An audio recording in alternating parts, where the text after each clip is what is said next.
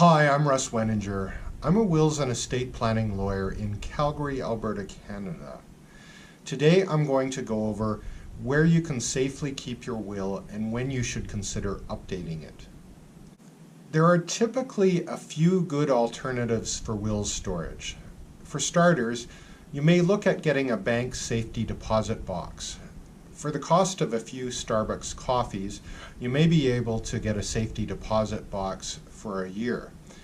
Okay, it might be a little more expensive than a few ventis, but it's probably less than you think. You can also store other important documents there, such as insurance documents, company share certificates, your land title document, and maybe even expensive coins or jewelry. Another good option is a fireproof safe in your home.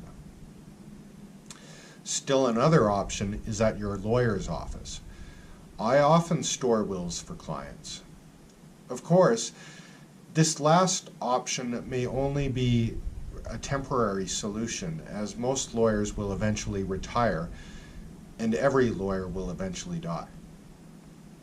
If your house is flooded or destroyed in a fire, your will may also be destroyed. I've heard of some people putting their wills in Ziploc bags in their freezers. As solutions go, it's kind of creative, but it's probably not the best idea. If your house is destroyed in a flood or fire, your freezer will end up going to the dump. Even if your will is stored in the safest place imaginable, it is useless to your loved ones if they can't find it. Don't store your will in some isolated Tibetan monastery. Make sure your executors and beneficiaries know how to find your will. It's also not a bad idea to give your executors, or maybe even your beneficiaries, a photocopy or a scanned copy of your will. While it's important to have a will, it defeats the purpose of estate planning if your will doesn't reflect your current wishes. It's not a bad idea to look at your will once a year or so to make sure it still reflects your circumstances and wishes. You don't necessarily need a lawyer for this review.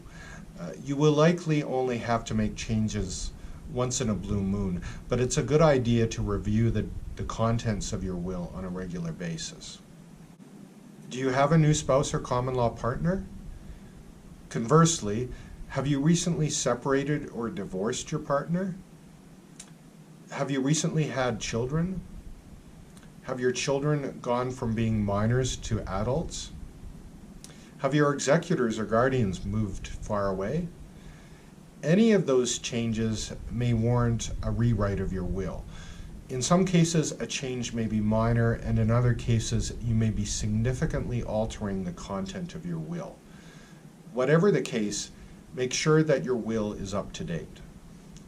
Please check out my upcoming video in which I will go over the basics of enduring powers of attorney.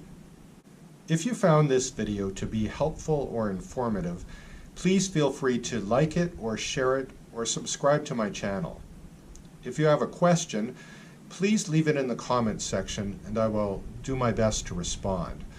While I don't want to give specific legal advice in the comments section, I will try my best to answer general questions, provided it is understood that my responses to comments should not be taken as legal advice, that social media interactions are not considered lawyer-client interactions, and that your safest course of action is to consult directly with me or another lawyer if you have a legal issue or would like to prepare a will.